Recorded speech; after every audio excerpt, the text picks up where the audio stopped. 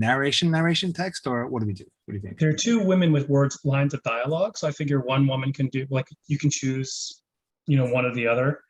And then one person can do the just overall narration, and then the others can do the acting, the voices, the dialogue voices.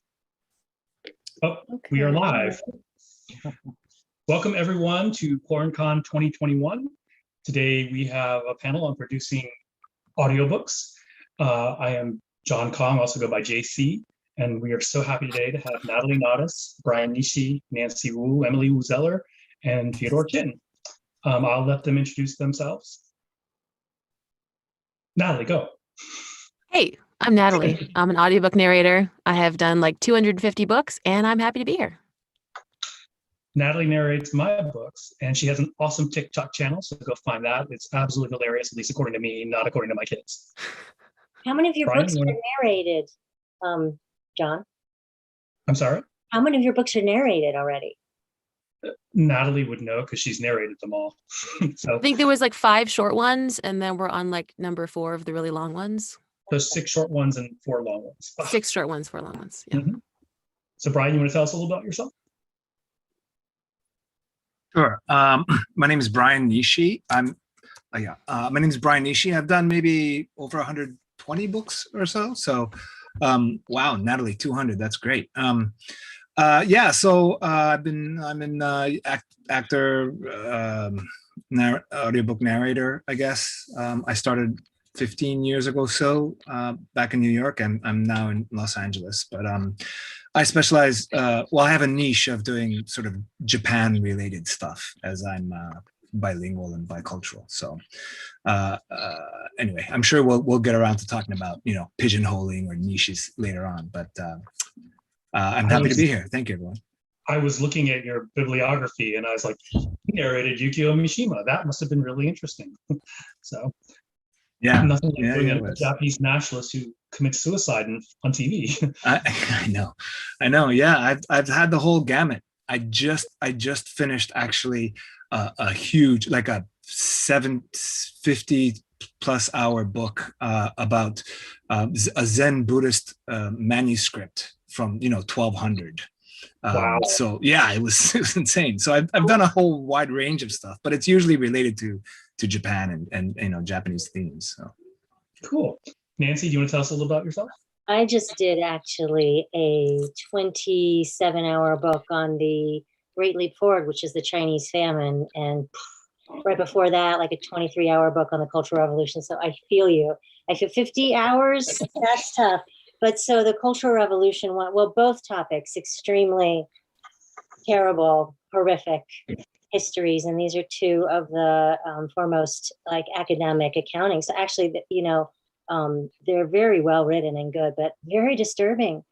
I mean, I guess all of you guys probably have some experience of. I was reading through the Great Famine, and it was, millions of people, 40 million people died in the span of 4 years, from 48 to 52. Emily, you probably narrated a Great Famine book yourself, quite possibly, but it can get really hairy. I do like kind of, pigeonholing versus, your expertise. I do like reading a lot of Chinese, Asian American stories and Chinese history, but it can get very heavy sometimes, right? If that's all you're getting, which is another whole topic for people of certain cultures or backgrounds, but it's also kind of a blessing, I suppose. We get to learn some things. So anyway, Nancy, I live in Boulder, Colorado. Now I've been a narrator for a long time. I started in New York, I guess like a lot of us. I don't know, Emily, you're not in New York now anymore, are you? And I don't know Feodor, if you were. So that's Feodor, you want to tell us a little about yourself? Yeah, I'm in LA, and I'm an actor, voice actor, audiobook narrator. Been doing it probably. I think my first book was a multi-narrator title, 2008 maybe. So yeah, a while now. Wow. But yeah, definitely enjoy it, and it always helps when the books are good. That's true anything in life, I guess, really. And not to say that, but yeah, it's, yeah, I probably said too much on that. And Emily, anything that, can you tell us something about yourself? Sure. Yeah, I started voiceover in 2007. I think it was. It might have been 2006, and that was when I was living in Hong Kong, and I was dubbing for anime into English, actually, for the Hong Kong and Southeast Asian market. And then when I came back to the States in 2008, I was wanting to kickstart things again, and I started books in 2009. Great timing in 2008 to come back and try to start things. Oh my gosh. Yeah, it was a thing. Especially, being an artist. It's a really good solid field to get into.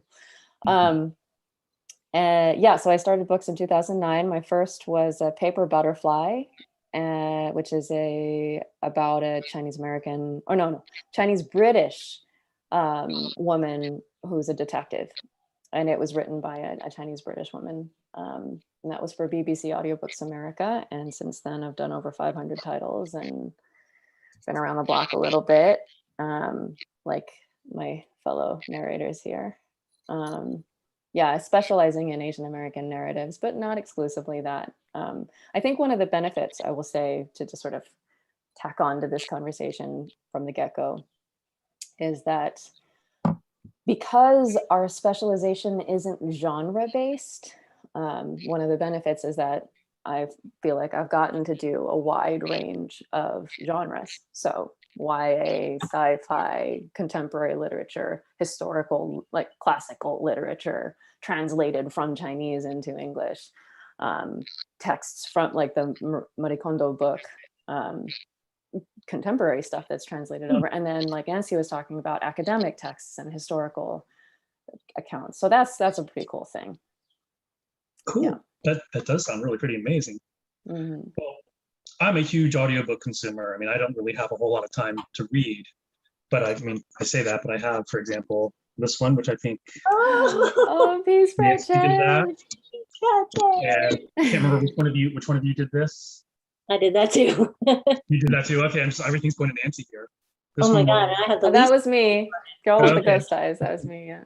This is actually by one of my crit partners, one of my critique partners. Oh, yeah. I did that with Lauren Okay. Ezzo. Lauren Ezzo, who is one, I mean, I love you guys too, but Lauren Ezzo is like one of my favorite narrators ever. I picked up so many of her things through Amazon because she's with Brilliance and you get all those great deals. And then finally, we have this one here, which I think more than one of you worked on. Yes.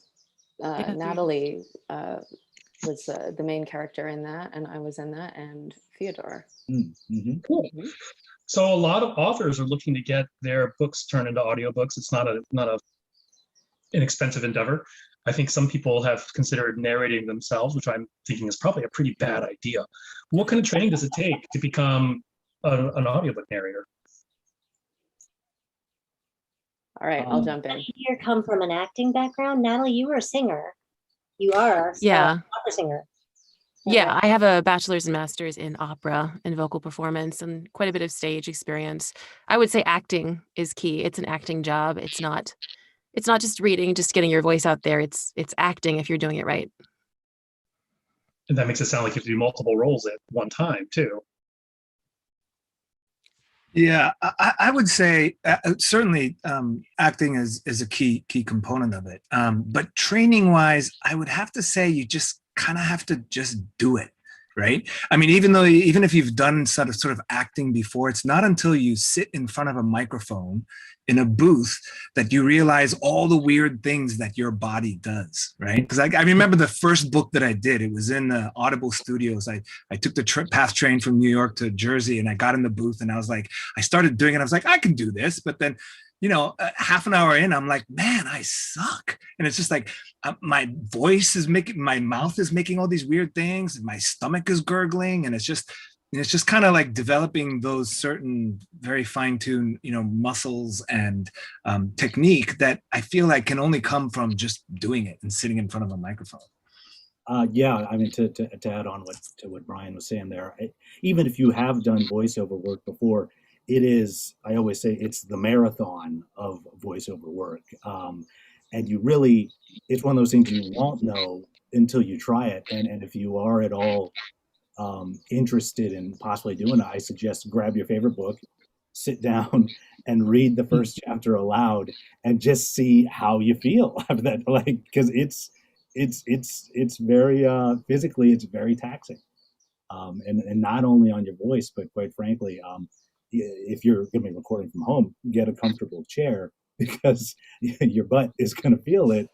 Absolutely, because most One sessions. that doesn't squeak. Yeah, indeed, yeah, indeed. Yeah. Wait, what doesn't squeak? Your chair. Oh, Or okay. butt, really. That's. Or your butt. You're talking about body sounds and stuff. And like, But you can always, edit those out. But yeah. I'm always convinced that you can hear stuff. We do a lot of self-directing now because we're all at home for pandemic. And I mean, a lot of people started to do their own home studio work before that. But now, since most of us have some setup to work at home during the pandemic, I just realized like I stopped so much. And it's terrible. I hate not being in studio because they're just like, what are you talking about? I didn't hear anything. I'm like, oh, okay. And here I'm like stopping every time. But usually like it's like my back cracking in my body. So like, I don't think you heard that in my body, but maybe you did. But I heard it. So anyway, kind of talking about all these weird things that go on technically that if you're an actor, you may or may not be used to. But it's like any other kind of skill, I guess. I don't know. What do you guys think about like this versus the other acting you've done? Or I don't know you guys that much in terms of how you came to narrating or whatever. I'm curious.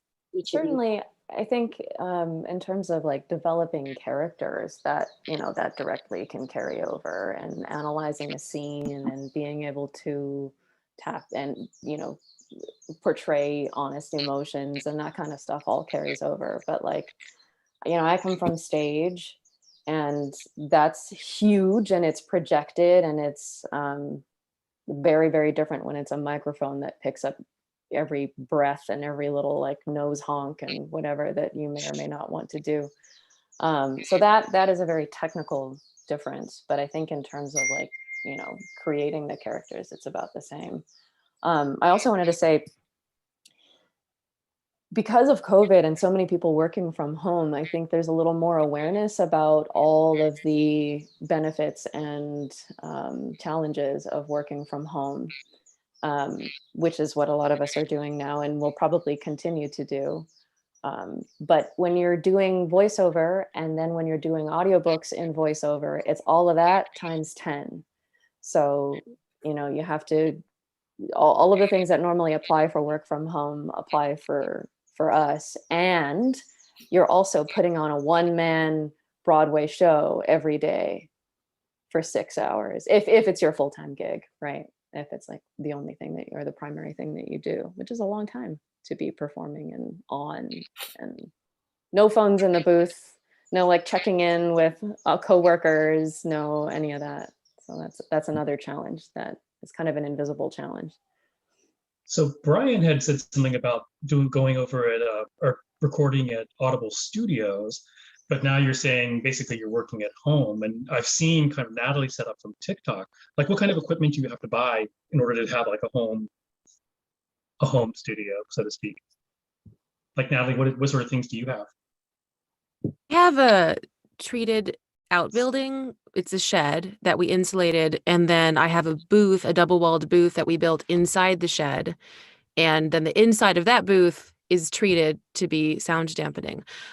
But even with all that, I'm fighting with noise all the time. If it's really windy, if it's really rainy, there was a lot of hail and sleet this winter. If a big diesel truck drives by, airplanes going overhead, there's just always noise, and the amount of time that we have to have quiet, because we have to literally turn out finished hours of audio every day.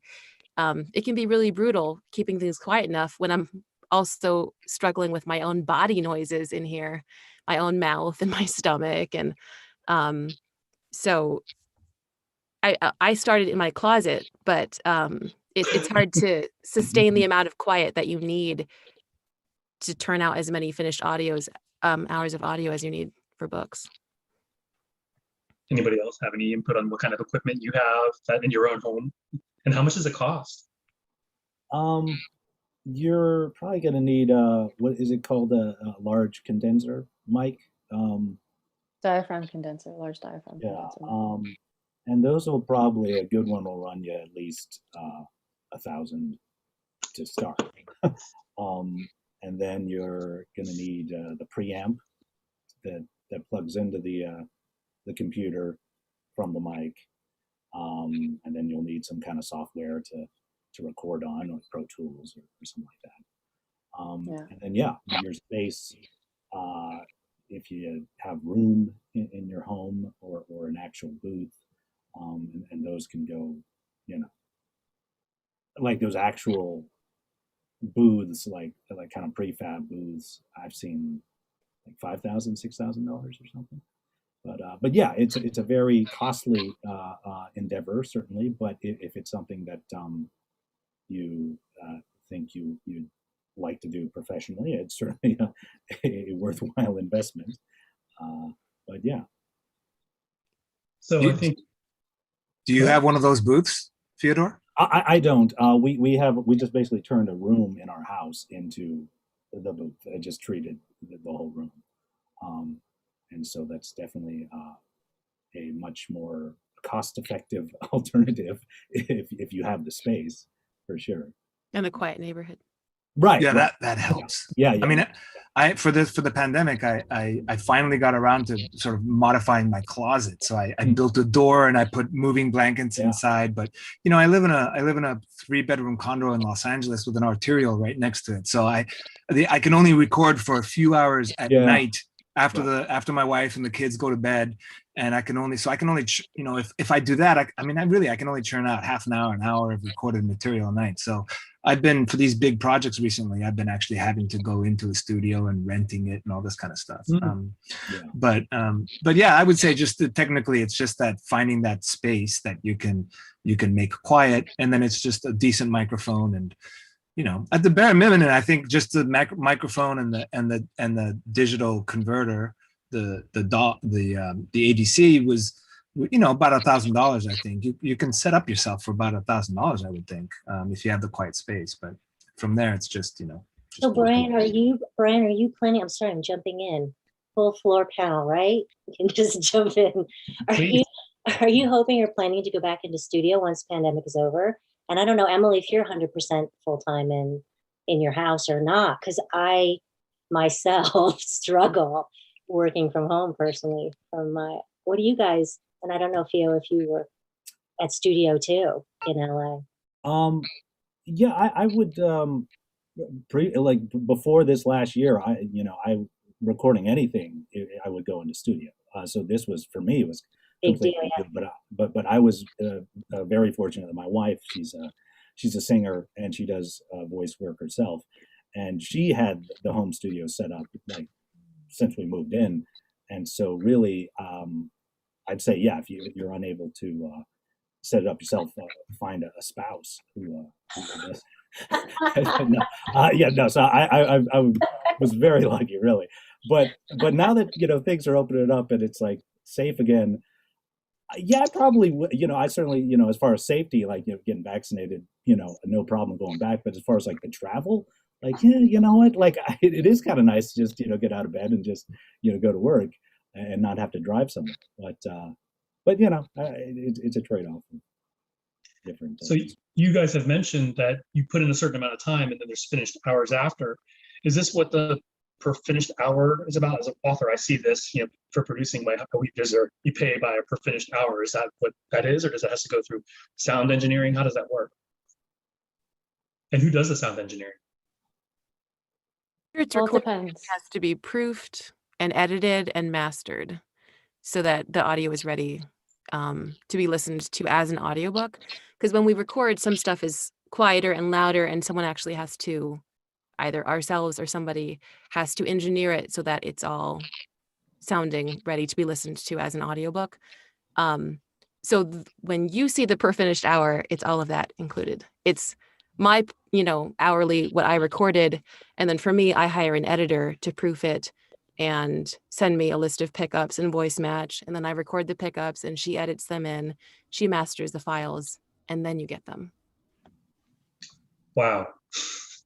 Wow. Just out of curiosity, Natalie, so do you do a lot of ACX work or because I've done 2 ACX projects, meaning like I record and do everything from QC, and I edited it and QC'd it and I listened. I must have gone through the book 4 times in total. So it was, I did not make much money on it at all because, but I mean, so I've come where I'm like, I'm only going to take on projects where I'm doing the narrating, right? So, but it sounds like are you producing your own sort of projects that you're involved in too, Natalie, and I do hiring editors some. and stuff? Yeah, when I started, I did mostly ACX, and now I do mostly publisher work. But I still do plenty of stuff on ACX and find a way. I like working with indie authors, but I just do like I do with the publisher. I record it, I hire an editor that I trust, they proof it, they edit it, they send me the pickups, and they send me the final files. So it's a lot more expensive to produce that way, but my time is better spent recording than editing. So Right. Let the professionals do what they're good at. Yeah. Yeah. And I was the reverse. I started only in publishers and then slowly started doing more indie stuff and also fully producing it. But yeah, also hire out for sure. I mean, it's a skill that you can learn, but even if you do learn it, you still need to be compensated for performing that work, right? Not as a narrator, but as an editor and proofer. For sure.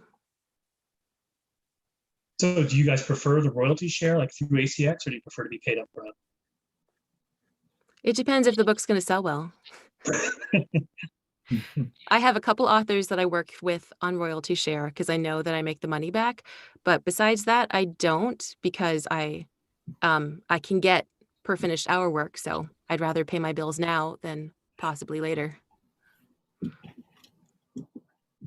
about the rest of you? Prefer royalty share or per finished hour?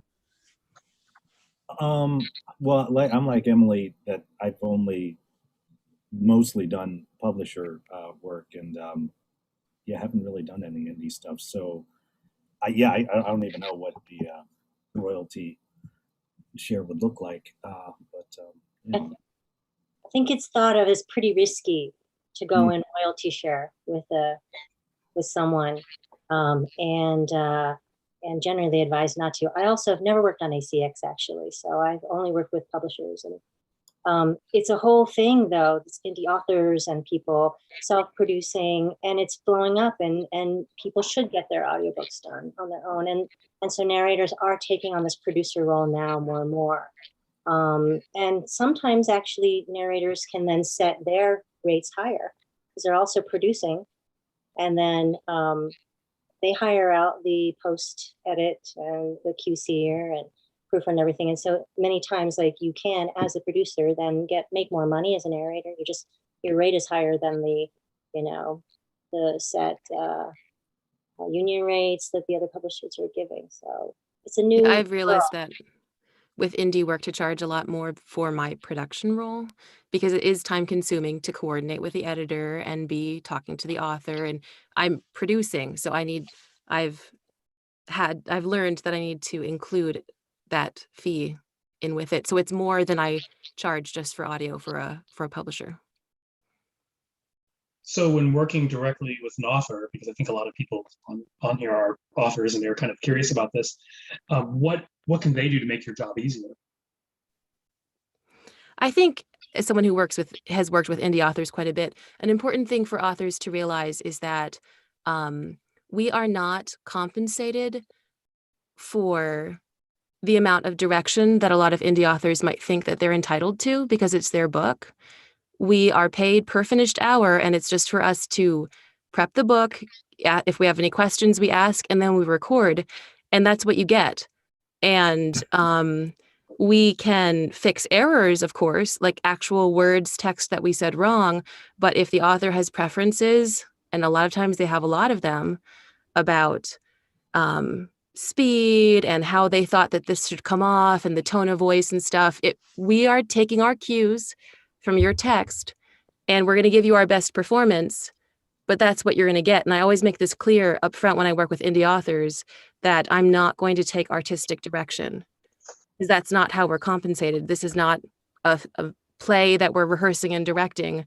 It's an audiobook. So I'm going to give it my best honest performance based on the cues that you wrote into the text. but then that's it. So I think that's something that indie authors who are new to audiobooks takes a minute to understand. But ones who have been doing it for a while, they get it. And they have to hand their baby over and trust someone who is going to deliver the audiobook. There has to be some level of trust in our own craft there. Yeah, and I'll just echo that. I will ask, I'll say, all right, if there's any artistic notes that you want to have, give them to me up front. I will give you a 15-minute sample. You can comment on that. And if there's any tweaks or whatever, that this is your chance to do it, is now, this one time. And then we're good. Have your book, another note I would say for new authors new to audiobooks is make sure your book is really edited. It's not our job to fix your typos. And a lot of the books that may be edited 2 or 3 times, because often they'll be like, I sent it to this editor and I paid them so much money. I don't know why there are so many problems. It's like, that's one of the challenges of publishing your own work. And oh gosh, I was going to say something else that Natalie was talking about. I don't remember now, but. I firmly believe that no book nowadays should be printed without having been turned into an audiobook, because even though you're right, I mean, Emily, even though I'm so surprised at how many typos we catch, and it's really like I actually spend the time to do a debriefing session with the publishers that I work with, and I'm saying, hey, here are my typos. I caught these typos. I make a list and I send it to them in case the next time this book goes to print. I mean, it's amazing how much we catch, Because we say every word. Yeah. Yeah, and it's right. Literally every word. Yeah. It's not until you actually read everything out loud that you realize, oh, there's a typo. Or wait, that grammar doesn't, you know what I mean? Like, oh, wait, those tenses don't match. It's like with play reading, like playwrights. You need to hear your work out loud. It changes everything. But a book, of course, is a different medium. A book is to be read. And so it's not necessarily that they should change the writing or whatnot. But you do recognize, I read a book I narrated one just recently. And her first language is Chinese, but she's writing in English because she's an English professor, came for college and Harvard University, and she's a very gifted writer in English. And some of the phrasing was just so interesting, very beautiful to read. And then once I got there, I was like, like 50 times trying to like, okay, wait, because the phrasing is kind of, it's coming from a Chinese context, maybe. I mean, I don't know. But the written word conveys meaning in a different way. And when it's not, I don't know, you know what I'm trying to say though, right? Yeah, it's reading it, coming out and drawing the picture of it. Sometimes it's hard to translate that beautiful prose into something that, so that's it. That's part of the art form. Our job is to bring your text to honor your text, right? So whatever is in the text is what we're going to perform. We're not going to add a whole lot more. We're trying to really just honor what is there. So if you have notes about a character is this way or that way, it better be in the text, right? It should be there. Otherwise, a person who wasn't listening to it, who is just reading it, isn't going to get that information either, right? It's just not there. And writing for a play, writing for a radio play, writing for a film, writing for a stage play, writing for a book, those are all different. And so, the performances are also going to be different. We have a guest. Oh, hello. It looks like it's Andrea Stewart, who I believe 3 of you narrated her book, The Bone Shard Daughter. Oh, hi. It's so cool to see you guys here. Hi. I loved your performances. So this is very thrilling for me. So Awesome. Since you're here, we're actually they're gonna narrate a clip of an excerpt from your book. they're gonna take the different roles.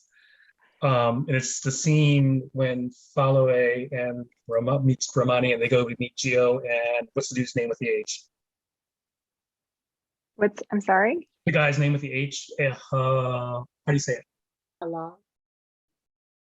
Oh, I'm like And- trying to remember who's who. Wait, did you really write this book? How long? H-A-L-O-N-G.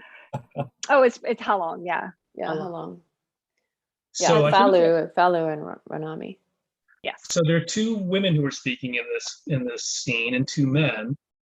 And so that means there's one woman that's going to be left out. So we figure we can let one person do the narrating and then two people do the, like everyone just choose a voice.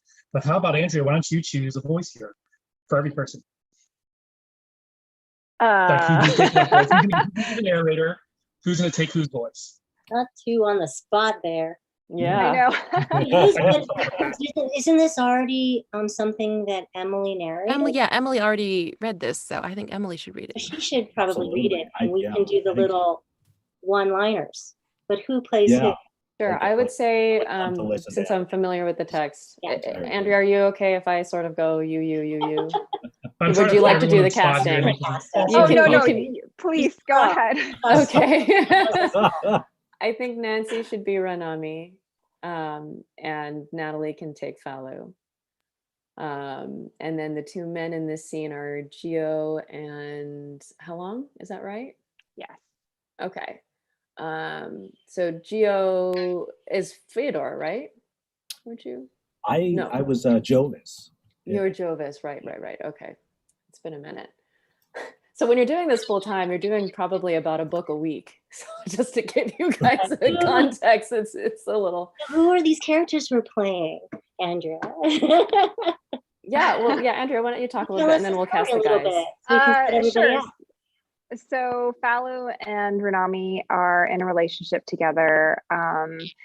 Ranami is basically one of the rebels, and she's a little bit in conflict with Falu, who is the governor's daughter.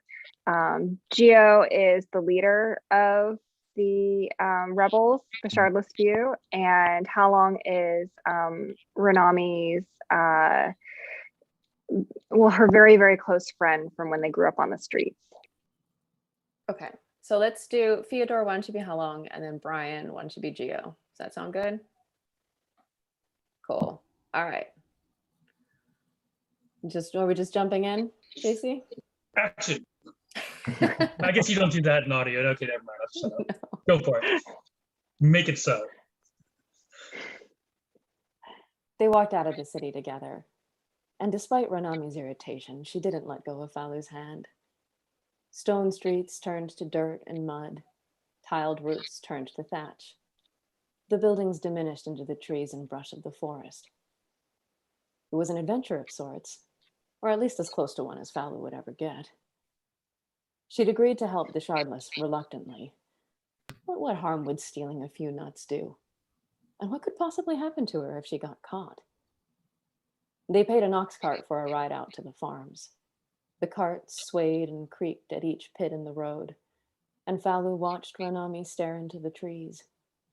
A breeze caught at her long, dark hair, and the backdrop of cloudy sky made Ranami look like a storm goddess. Even wrapped in a rough brown cloak, she was beautiful. It was the determination in her jaw and the set of her lips, a slight bit of worry on her brow, her dark and solemn eyes. Nancy, right? Falu is Natalie. Oh, that's me. Fired.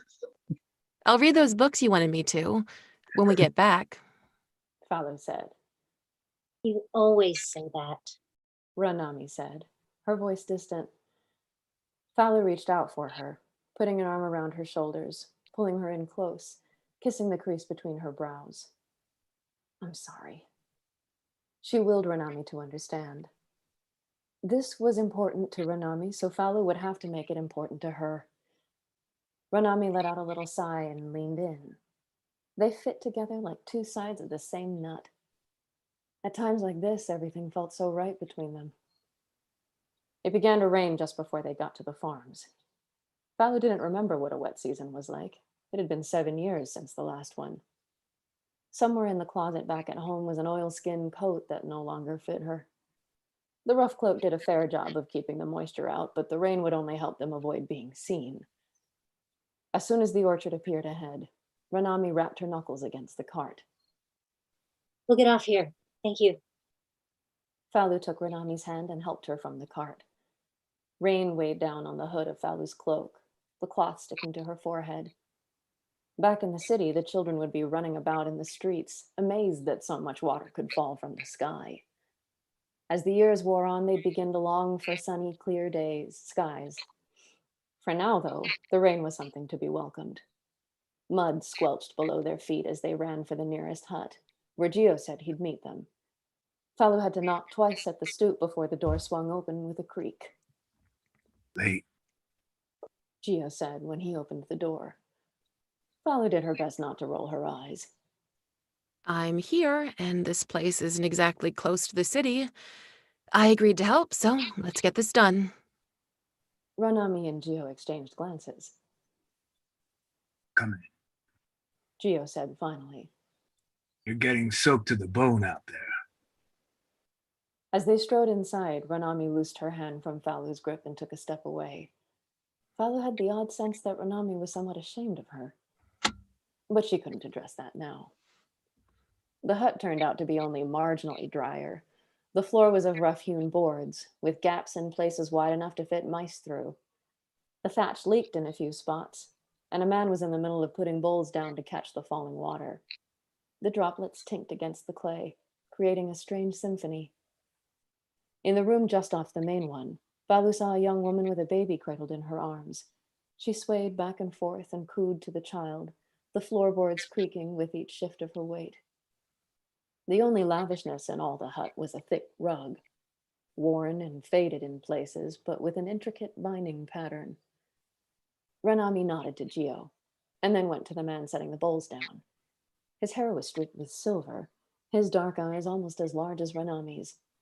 He had a gentle slope for a nose, generous lips, and a strong, pointed chin. He stood up and opened his arms to her. When they'd finished embracing, Ranami turned to Falu. Falu, this is my brother, Along. Falu felt the world go still. Ranami hadn't mentioned any family. As far as she knew, Ranami had grown up alone on the streets. Not by blood. Halong said, a fond smile on his lips. But when you're scrounging for meals in the gutters, if you find someone you can trust, you found something more valuable than gold. It's good to meet you. Falu said. She pressed her hand over her heart in greeting, and Halong did the same.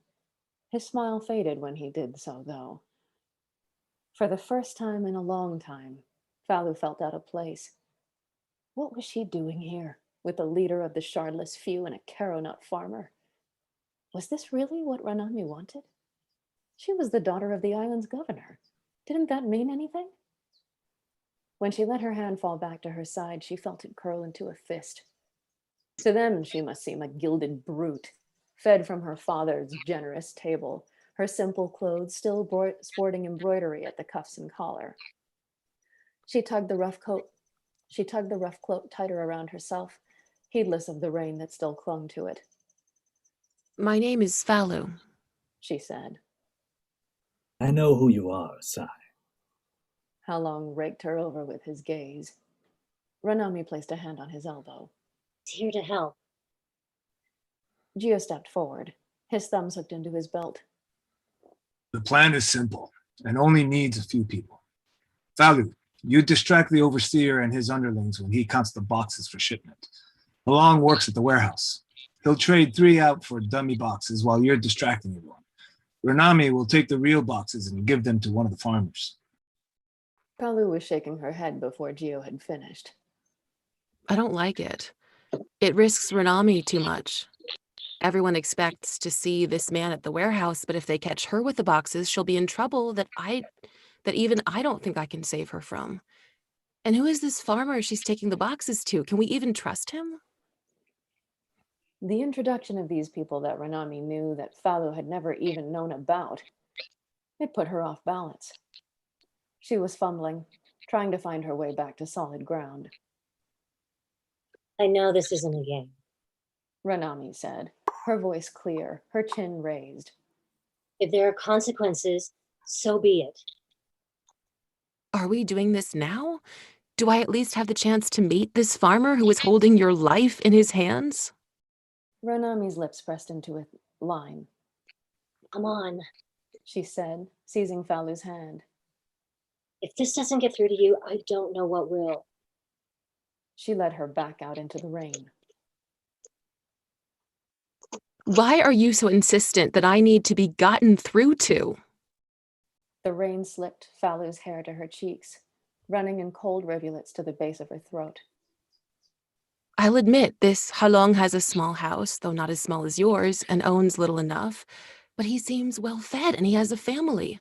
He grew up as a gutter orphan, but he did well for himself. He worked hard. Oh, that's it. Thank you. What I really thought was cool was how when you guys are speaking your lines, it's like you're putting the emotion into it. Like even your facial expressions are going with it. Does that happen when you're narrating? I guess you don't see your own face when you're narrating. Absolutely. I think so, yeah. And thank you, Emily, for doing all the reading. That was a lot. And once again, I could totally see in the sway of your head and your expression. I was like, wow, all the emotion in there. That So was great to hear, Emily. 0.005% of what she does in one day. Right. I'm very animated, actually. It's a little bit embarrassing. I've had authors come to the studio to watch, and I'm always like reminded. I'm a narrator that does this. I'm like da da da da, and he runs and he's jumping around because I actually do a lot of YA. I started as YA, middle grade, like fantasy adventure, the Pea Sprout Chen that you had, like dragons and. I guess I'm told I kind of have a YA young voice. And so I've always been into these very earnest, that was like the beginning for me. And so I am a very bodily embodied person actor. So it's funny, sometimes I've taken like a video of me. I did the X-Men series, which is great. Dreamscape, Eric Black, you guys. He cast me for the X-Men trilogy, which is, you would not expect him to choose a woman to narrate this, but of course, why not? Half these superheroes storm, and they're women, and it was so much action that I like recorded myself a couple times. I was like doing the fight here, and you have Beast talking like this, and you have Wolverine, and everyone's jumping in. You have all these crazy stuff happening, and I played it back. I'm like, I'm not sending that to anybody because I'm just like ridiculous. I'm like doing this and I'm changing my body and I'm like, so it gets for myself. That's the kind of actor I am. And you just kind of try to be quiet while you're doing all that moving around. But I have to emote bodily most of the time. But it's exhausting also. I have to say, I don't know how do you guys handle it? Same. Physical Very actor. active. Yeah. But the third person narration, I get a little more quiet. I sort of get into my own sort of tics that to get me there, because with the first person, like, a lot of YA is written in first person, right? So it's the same thing. It's like fighting dragons and heroines and all sorts of things like that. And that's great, because then you can really embody it and whatever. But when it's third person, you have to kind of sit back a little bit and have a little bit of distance, so that my body tends to get quieter during those sections. But yeah. Well, we have about 15 minutes left, and there are some questions coming in. When you are, and Andrea, thank you. I don't know, did you want to say anything? We don't want to keep you if you're busy with your baby. Yeah, I should probably get going, but that was amazing. Thank you so much. Thanks for dropping in. It's always like amazing, but then also like weirdly embarrassing to hear my work read. So yeah, I really appreciate the work that you guys did on my audiobook. People have really loved it. And your book's amazing. I love it. It's really, really good. It's a terrific book. I'm really looking forward to book 2. So thank you. So I guess thank you. One of the questions from the audience was, are there materials you prefer authors and author publishers provide ahead of time, pronunciation guides, etc.? I think we covered some of this, but is there anything else? Most of the time I have to prep the book myself and come up with a list that I give to the publisher, and they forward it to the author about pronunciations if I can't research it myself, especially if it's fantasy. Only the author knows how that's supposed to be said.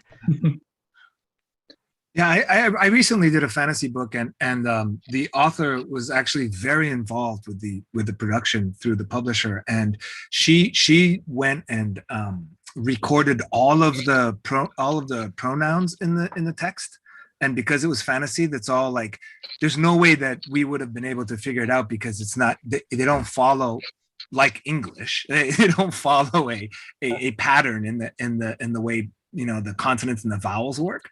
And so she went and recorded all of the pronouns that are in the book, which was really, really helpful. So yeah, I would say that if it's like, especially in a fantasy situation, if it's uncommon character names, then to have those, available for your author, your narrators would be helpful. Yeah. I would also add, so like what Natalie and I were talking about, the information being in the text, I would also say that I recognize that when you're in a series, you might have a tiny little character show up in the first book who's going to be like a major character later on, but you don't necessarily know that from the first book. If you know that you are doing a series, please let us know that these characters are going to become important, so that we will mark them and remember and be able to recall them and give them, and we don't, give them some really funky voice that we're then going to have to narrate for 15 hours and later on. I feel like I need to apologize to Natalie for that because I did that to her. Did you have to change? Did she have to change the voice? Did you have to do any kind of? We just work it No. out. Like sometimes they'll come in with like, oh, this character is supposed to have an accent. And I'm like, we already had him 3 books ago and he didn't. So what do we do now? So then that brings up another question about the names and everything. Like a book like The Bone Shard Daughter, where 3 of you are working on the same project. Do you communicate with each other for the names or anything to make sure that the voices of the names are fairly similar? Yeah, we email and we get the pronunciations from the publisher, and then whoever's recording first usually drops some sound samples of the voices that we're doing, and we try not to step on each other's toes. If someone else has most of this voice, we ask them to send a sample, and we just coordinate together. It's a great big group project. Yeah, that's pretty cool. So the big elephant in the room here is that I guess we're all like at least half Asian or perhaps all Asian. We're all Asian in spirit. So do you feel like that has helped you in this industry or been a hindrance? Do you feel like you get pigeonholed, or does it give you more opportunities, or is it a combination of both? I would, let me jump in first. I would say it's helped me tremendously. I mean, I just kind of fell into this, right? As an actor in New York City, I was in a show and someone said, hey, Audible's looking for someone that speaks Japanese. So I went into Audible, I laid down this audition of some Japanese text, I forgot what it was, and I didn't hear back for a couple months. And then they pulled me in, hey, we have this book, we think you can handle it. So that I did my first audiobook. And it was an awful experience. I mean, I suck. And there's no way. And then they called me back, right? They said, hey, we have this other Japanese related book. And that continued for few years, 5-6 years, until other publishers started going, hey, we noticed that, can you do this? And then it kind of grew from there, but it was always kind of, and then you do one thing that kind of diverges a little bit. Like I did some Zen philosophy, and then that got a Tibetan Buddhism thing from that, some other publisher. And the next thing you know, I'm doing Dalai Lama's book. I want to get in on that. Get me on really cool. that train. I've been trying to get in with Shambhala for a while. Oh, really? The Dalai Lama. This guy's the voice of the Dalai Lama. How could you get any better? Right here. Well, it was just it was a short book of interviews. I was great, but he's such a jovial person, right? But then next thing you know, then you're doing Buddhism books, and then I just finished a 50-hour project of doing Zen Buddhist things. So it's like you never know kind of how the course of your career and what kind of comes to you. But it has helped me definitely to have a niche. So yeah. Yeah, I think it's helpful if this is a tricky thing, right? We're talking about a very complicated thing. But so I'm half Chinese, but I was raised as a Chinese American kid, right? So like culturally, I'm Chinese American, full, I would say. And I speak Chinese, which even if you are full blood you may not. And that can be a hindrance. I think now that there's a lot more awareness around needing and to cast according to what books are written for and by, changes it a little bit. But certainly in the past, I think it was really helpful to whatever culture you identify with or you come from, it's helpful if you speak another language.